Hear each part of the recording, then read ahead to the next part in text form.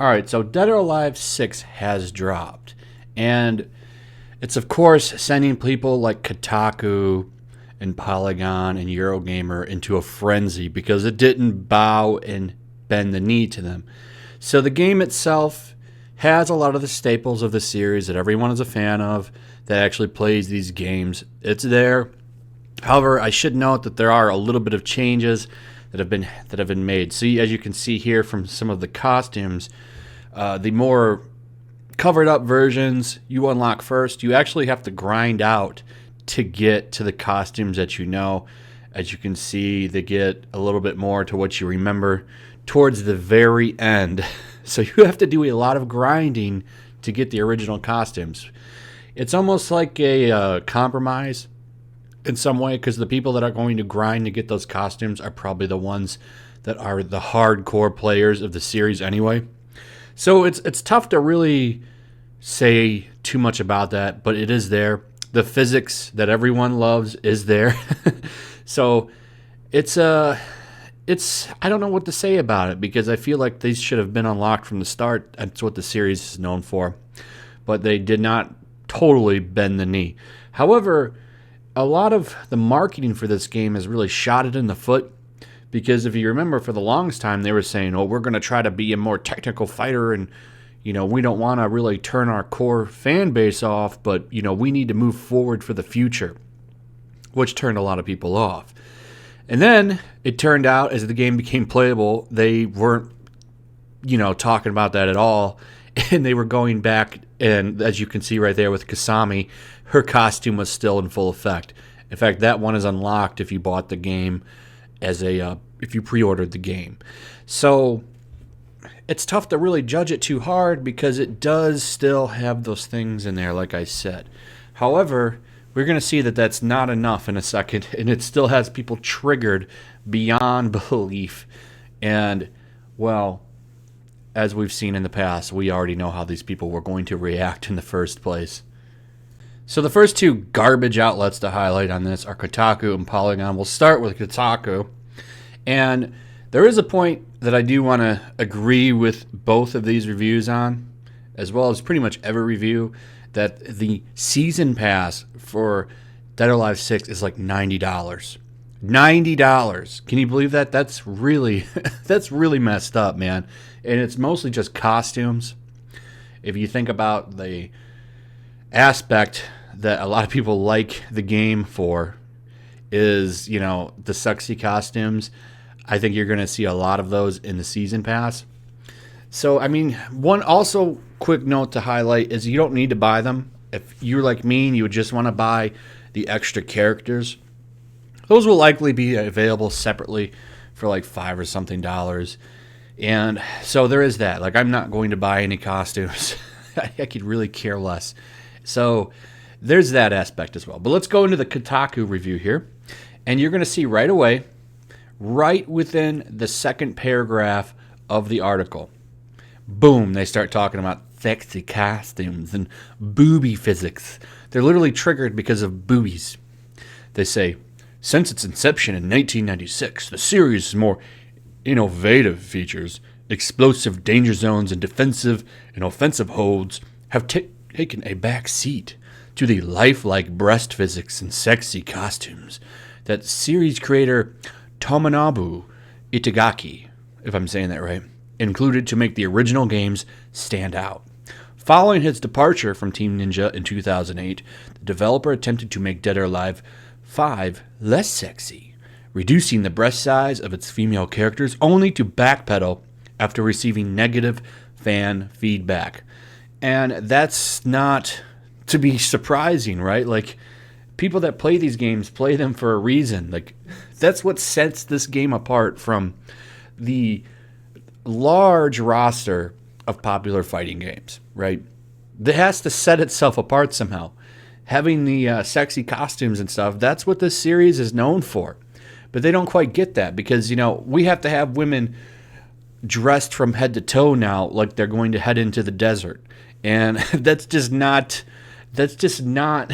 I don't get it. It's almost like a regressive stance on women. Like, women fought for years to make it so that they could wear what they want and stuff. And now it's like almost a regression on that. And not just video games, but movies, television, almost even in, life itself now.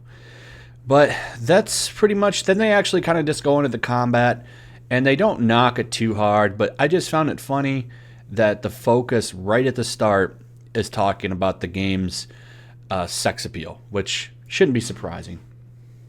And for review trash number 2, and believe me, I'm saving the best for last. We're going to get there. This, however, of course, is Polygon. We all know Polygon's trashy ways, and right away in the first freaking paragraph, but its focus on flashy moves and presentation also regrettably and irrevocably ties the series to its over-sexualized aesthetic. Dead or Alive is notorious for its big-breasted and more recently creepily young female fighters and the exaggerated physics engine used to make their virtual flesh bounce. So they literally spend like the first half of the interview, or review anyway, talking about stuff like this. There's still a ridiculous focus on bouncing breast physics, which you can, thankfully, turn off. You know, when you grab a woman's breast and you feel it, and it feels like a bag of sand when you're touching it. Bag of sand?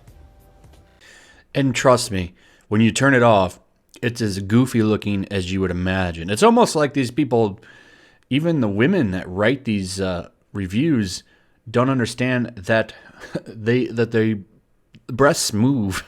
They're not bags of sand that stay in stale, no movement. It's so weird. That's why women wear sports bras.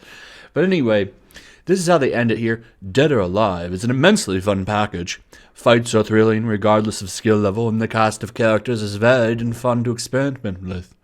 But the game is dragged down by its series' tired adherence to a sexed-up cast and bouncing body parts, as well as the business of selling provocative costumes.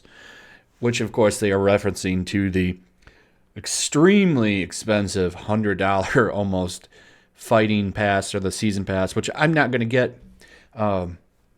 You don't have to buy that, though. I'm telling you, they are going to probably offer the extra characters as a separate package.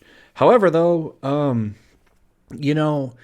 having the sexy costumes and stuff, that is something that these people that play this game passionately want.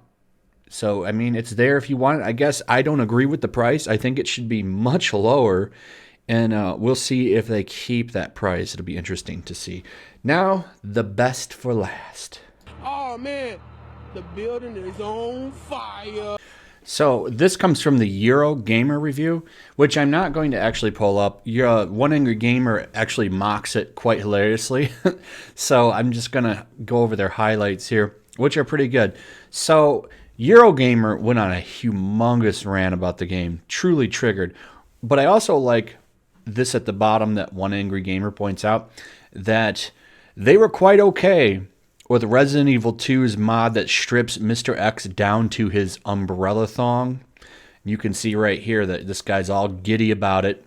And, it also highlights, the journalistic cohorts that scuffed at gamers for wanting more sex appeal from Mortal Kombat 11. And it continues the narrative that a woman's sexiness is only measured by her ability to be reduced to an actual sex object. Once again, it proves that the least sexist people in the gaming industry are the actual gamers. I thought that was a really good point. So for the Eurogamer one, I actually just want to read through these little highlighted blocks, because he starts off here.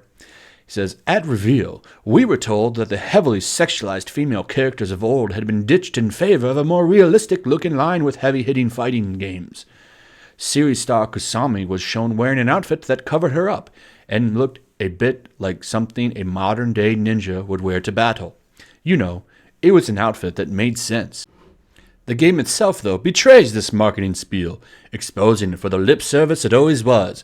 By default, the female character's breasts bounce like balloons tied to string. You can turn this off in the settings.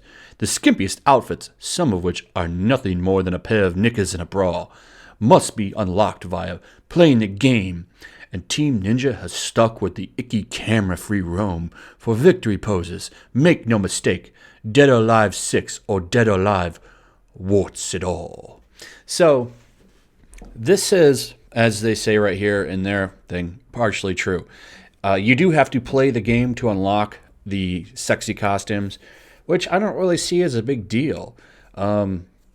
Second, they did do the spiel where they were saying like all of this stuff was going to go away, and then they rebuked it. However, I think that that was a terrible move because they put a lot of bad taste in their core gaming community's mouth with this, and it led to a lot of confusion, and I think ultimately might have damaged the game's sales because it's not doing the greatest in sales on Steam right now. The charts have it kind of low, which, you know, is unfortunate. But he rants here, even bringing in Donald Trump, which is just the weirdest. And then finally comes, I can't help but struggle to understand those who get horny from this game with the internet and all of its glory is a mobile phone tap away. I mean, the sexiest stuff made out of Source filmmaker, probably involving the Dead or Alive girls than in this game. Dead or Alive 6 stumbles into 2018 like a drunken uncle staggers into the dance floor at a wedding, past it and likely to embarrass. But then like I said, the guy comes down here and totally just shills and loves the Mr. X thong, which really blows my mind. Now, the actual bouncing of the lady parts in the game are not that exaggerated. But I mean, they're going to do that in real life. I didn't think that they looked that crazy, to be honest. But, you know, urinalists, as Quarter Pounder says, I like that term, urinalists, because they literally work in a urinal.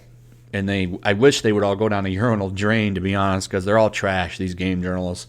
You know, are always going to find reasons to nitpick until everyone bends the knee. However, you know, sometimes it just doesn't work out. They should have stuck to their guns from the beginning, and I think that this game might have had a little bit more hype behind it instead of a lot of confusion. Anyway, consider sharing the video to get the word out, and make sure you're still subscribed. Make sure the notifications are still on. Throw a like up if you would, if you enjoyed the content. And leave a comment. Let me know if you're going to buy this game or not. Are you still down to play Dead or Alive 6? If you are, hit me up. We can do a match sometime if you got it on Steam. Whenever they get the lobbies up. That's pretty much it. So I will see you guys on the next one.